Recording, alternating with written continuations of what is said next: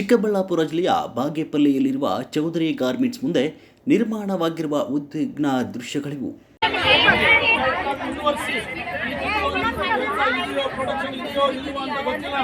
ಅರ್ಥ ಆದರೆ ನೀವು ಅವರನ್ನ ಈ ತಿಂಗಳು ಪೂರ್ತಿಯಲ್ಲಿ ಹಬ್ಬದ ಅರಸಲಿಗಳಿರುವಂಥ ಈ ಕಾರ್ಮಿಕ ಪ್ರಪಂಚದಲ್ಲಿ ಅವರಿಗೆ ಏಕಾಏಕಿ ತೆಗೆದು ಎಷ್ಟು ತೊಂದರೆ ಆಗ್ತದೆ ಅದನ್ನು ಕೂಡ ನೀವು ಗಮನ ಹರಿಸಿ ಫಸ್ಟ್ ನೀವೇನು ಮಾಡ್ತಿರೋದು ಈ ತಿಂಗಳು ಕಂಟಿನ್ಯೂ ಮಾಡಿ ಅವ್ರನ್ನ.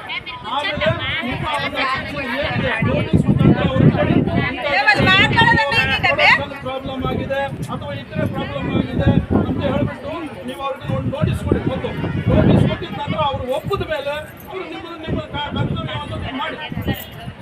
ಇದೇನು ಇಲ್ಲದೆ ಏಕಾಏಕಿ ಕಲಿಸಿದ್ರೆ ತಪ್ಪು. ಕೂಡಲೇ ಅವರನ್ನು ಕೆಲಸಕ್ಕೆ ಬೇಡ ಅಂತ ಹೇಳಿದ್ರೆ ಅದು ಅಫೆನ್ಸ್ ತಾನೆ, ಕಾರ್ಮಿಕ ಕಾಯ್ದೆಗೆ ವಿರುದ್ಧ ತಾನೆ. ಯಾಕೆ ಆ ಥರ ಮಾಡ್ತಿದ್ದೀರಿ? ಅದಕ್ಕಾಗಿ ಅವರು ನಿಮ್ಮ PF ಅಕೌಂಟ್ ಕ್ಲಿಯರ್ ಆಗಿರಲ್ಲ, ಇನ್ನು 2-3 ತಿಂಗಳು PF ಕಟ್ಟಬೇಕಂತಿದ್ದಾರೆ, ಮತ್ತು ಸ್ಯಾಲ್ರಿ ಅರ್ಧ ಕೊಡ್ತಿದ್ದಾರೆ ಅಂತ ಹೇಳ್ತಿದ್ದಾರೆ. ಇದಕ್ಕೆಲ್ಲ ಕಂಪ್ಲೀಟ್ ಆಗಿ ನೀವು ಡೀಟೇಲ್ಸ್ ಕೊಡ್ಬೇಕು ತಾನೆ, ಅವರಿಗೆಲ್ಲ ಉತ್ತರ ಕೊಟ್ಟು ತಾನೆ ನೀವು ನೋಟಿಸ್ ಕೊಟ್ಟು ಮತ್ತು ಅವರಿಗೆ ಈ ಥರ ಕೆಲಸ ತೊಂದರೆ ಆಗಿದೆ, ಇದು ಪ್ರೊಡಕ್ಷನ್ ಕಮ್ಮಿ ಆಗಿದೆ ಅಥವಾ ಇತರೆ ಸಮಸ್ಯೆಗಳಾಗಿದ್ದಾವೆ, ಆದ್ದರಿಂದ ನಾವು ನಿಮ್ಮನ್ನು ಇಷ್ಟು ಜನನ ಕೆಲಸದಿಂದ ತೆಗಿತಾ ಇದ್ದೀವಿ ಅನ್ನೋದನ್ನು ಮುಂಚಿತವಾಗಿ ಹೇಳಬೇಕಾಗಿತ್ತು. ನಾವು ಯಾಕೆ ಹೇಳಲಿಲ್ಲ ಅವರಿಗೆ?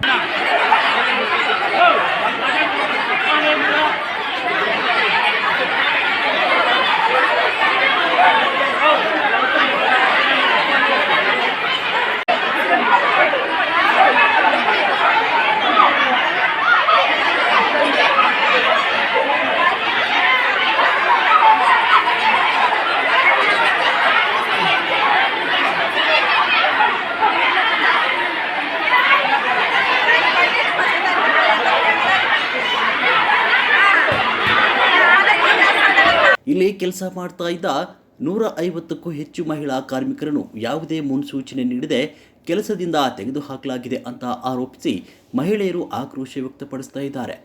ತಮ್ಮ ಬದುಕು ಬೀದಿಗೆ ಬಂದಿದೆ ಅಂತ ಕಣ್ಣೀರು ಹಾಕ್ತಿದ್ದಾರೆ. ನಮಗೆ 2 ತಿಂಗಳಿಂದ ಸಂಬಳನೇ ಇಲ್ಲ, ನಾವು ಸಾಲ ಮಾಡಿ ಮನೆ ನಡೆಸ್ತಾ ಇದ್ದೇವೆ, ಈಗ ಇದ್ದಕ್ಕಿದ್ದ ಹಾಗೆ ಕೆಲಸದಿಂದ ತೆಗೆದಿದ್ದೇವೆ ಅಂತಾರೆ. ನಾವು ಎಲ್ಲಿಗೆ ಹೋಗಬೇಕು? ನಮ್ಮ ಮಕ್ಕಳಿಗೆ ಏನು ಉತ್ತರ ಹೇಳಬೇಕು? ನಮಗೆ ನ್ಯಾಯ ಬೇಕು, ನಮ್ಮ ಕೆಲಸ ವಾಪಸ್ ಬೇಕು, ಅಲ್ಲಿವರೆಗೆ ನಾವು ಇಲ್ಲಿಂದ ಕದಲುವುದಿಲ್ಲ ಅಂತ ಹೋರಾಟ ನಡೆಸಿದ್ರು. 2 महीने से सैलरी नहीं आया, सर को बोलने जाती है कि सैलरी डालो तो बोलते हैं डाल दिया, झूठ बोलते हैं, डेली झूठ बोल देते हैं. वो घर में चेक करते हैं नहीं आया सैलरी, बोलते हैं कि सैलरी डाल दिया तो नहीं आया, घर में आके बोला और कंपनी से निकाल दिया मेरे को, बोलते जाओ काम नहीं है अभी. ऐसा होता है क्या कंपनी में? वो बोलता डाल दिया है, अकाउंट में प्रॉब्लम है. क्या भी प्रॉब्लम नहीं, हर महीने सैलरी आता है तो हर महीने आता है, इस महीने क्यों नहीं आया? 2 मंथ से नहीं आया है, क्या प्रॉब्लम है इसमें? ಹೊಸದಾಗಿ ಬಂದಿರುವ ಮ್ಯಾನೇಜರ್ ಹರಿಪ್ರಸಾದ್ ಅವರೇ ಈ ಎಲ್ಲ ಸಮಸ್ಯೆಗಳಿಗೆ ಕಾರಣ ಅಂತ ಕಾರ್ಮಿಕರು ನೇರವಾಗಿ ಆರೋಪಿಸ್ತಾ ಇದ್ದಾರೆ. ತಮ್ಮನ್ನು ಉದ್ದೇಶಪೂರ್ವಕವಾಗಿಯೇ ಕೆಲಸದಿಂದ ತೆಗೆದುಹಾಕಲಾಗಿದೆ ಎಂಬುದು ಮಹಿಳೆಯರ ಆರೋಪ. 2 ತಿಂಗಳ ಸಂಬಳವೂ ಕೂಡ ಇಲ್ಲ, ಕೈಯಲ್ಲಿದ್ದ ಕೆಲಸವೂ ಇಲ್ಲದೆ ತಮ್ಮ ಕುಟುಂಬವನ್ನು ಹೇಗೆ ನಿರ್ವಹಿಸುವುದು ಎಂಬ ಚಿಂತನೆಯಿಂದ ಕಾರ್ಮಿಕರು ಕಂಗಾಲಾಗಿದ್ದಾರೆ. ಗಾರ್ಮೆಂಟ್ ಅಂತ ನಾವು ಕೆಲಸಕ್ಕೆ ಬಂದಿರೋ 6 ತಿಂಗಳಿಂದ ಬರ್ತಿದ್ದೀವಿ ಅಣ್ಣ. ನಾವು ಇದ್ದಿದ್ದಂಗೆ ನಿನ್ನೆ ಸಾಯಂಕಾಲದಿಂದ ನಮಗೆ 5:30ಕ್ಕೆ ಕರೆಕ್ಟ್ ಅನೌನ್ಸ್ ಮಾಡಿದ್ದಾರೆ. 130 ಮಂದಿಗೆ ಅನೌನ್ಸ್ ಮಾಡಿದ್ದಾರೆ, ನೀವು ಕೆಲಸಕ್ಕೆ ಬರಬೇಡ್ರಿ ಅಂದರೆ. ನಾವು ಕೆಲಸಕ್ಕೆ ಬರಬೇಡ್ರಿ ಅಂದರೆ ಮನೆಗೆ ನಾವು ಏನು ಹೇಳಬೇಕು? ನಮ್ಮ ಪ್ರಾಬ್ಲಮ್ಮು ಮನೆಗೆ ಏನು ಹೇಳಬೇಕು? ನೀವು ರೀಸನ್ ಇಲ್ದಂಗೆ ತೆಗ್ದಿದ್ದೀರಲ್ಲ, ಇವಾಗ ಪ್ರಾಬ್ಲಮ್ ಹೇಳಬೇಕಾ? ನಾವು ಇಂಥದಕ್ಕೆ ತೆಗಿತಿದ್ದೀವಮ್ಮ ನಿಮಗೆ ಅಂತ ರೀಸನ್ ಹೇಳಬೇಕು. ರೀಸನ್ನೇ ಇಲ್ದಂಗೆ ತೆಗ್ದಿರ.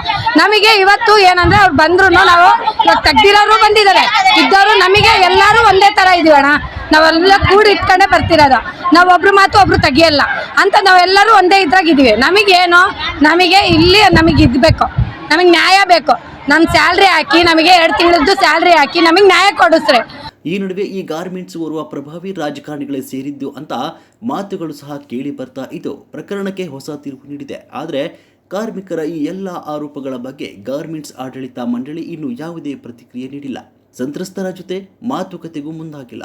ಆಡಳಿತ ಮಂಡಳಿಯ ಸ್ಪಂದನೆಗಾಗಿ ಕಾರ್ಮಿಕರು ಕಾದು ಕುಳಿತಿದ್ದಾರೆ. ತಮ್ಮ ಬೇಡಿಕೆ ಈಡೇರುವವರೆಗೂ ಪ್ರತಿಭಟನೆ ಹಿಂಪಡೆಯುವುದಿಲ್ಲ ಅಂತ ಪಟ್ಟು ಹಿಡಿದಿದ್ದಾರೆ.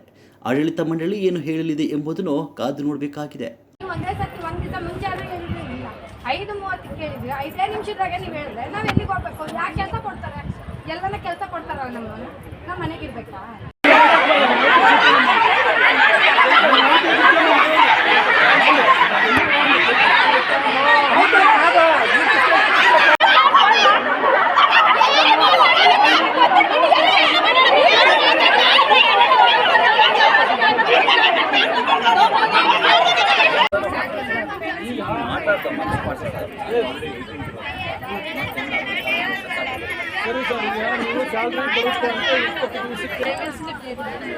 ಅದುವರೆಗೂ ಅವ್ರನ್ನ ಕೆಲಸದಲ್ಲಿ ಮುಂದುವರಿಸಿ.